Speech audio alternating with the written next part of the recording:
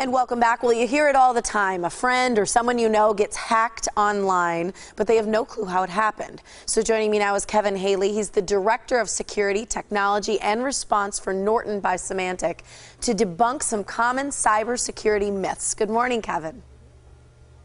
Good morning, Tiffany. Thanks for being here. Okay, you've got these myths that we want to break down, and I think these are really important because I don't know the answer to a lot of them. First and foremost, a lot of people think social media devices like your mobile phone cannot be hacked. Let's start there with the phone. Is that a device that can be hacked these days?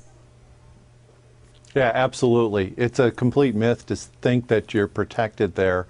The bad guys want to get on those phones. We keep a lot of important information, all our personal information, in many cases work information, things that are worth stealing, and so the bad guys are starting to go after it.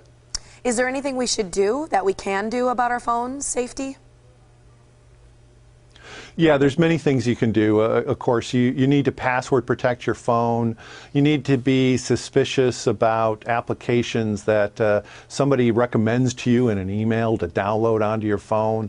And you need good security software on your phone. That'll find the threats and get rid of them for you. Okay, let's move a little bit to computers because this is one that I've heard and I've always thought is true, and I want to know the answer. Mac computers, can they get viruses? Yeah, absolutely they can. They certainly don't get as much as a PC, but there was more Mac malware written in 2012 than any year before it. In fact, we saw one threat that infected 600,000 Macs. That's 1 in every 100 Macs in the whole world. Now, there's not as many, but there is still threats out there, and they can spread pretty wild because people don't think they need to protect themselves, and they do. Well, and when we're talking about that protection online on our laptops or our personal computers, is it enough just to use the free antivirus software that comes with our computers? No, I'm afraid that's a myth too. Antivirus itself is not enough. The bad guys, the criminals, have just gotten way too sophisticated. You need more than antivirus. You need something that provides antivirus, but also things that will protect you at the network, that will look for threats before they get on your machine.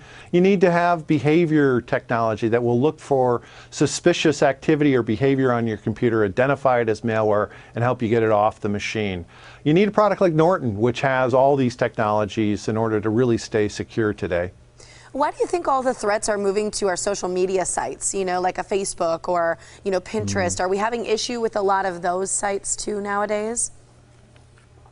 Well, bad guys are going to move to where we are. They're following us, and as we move to social networks, they follow us there.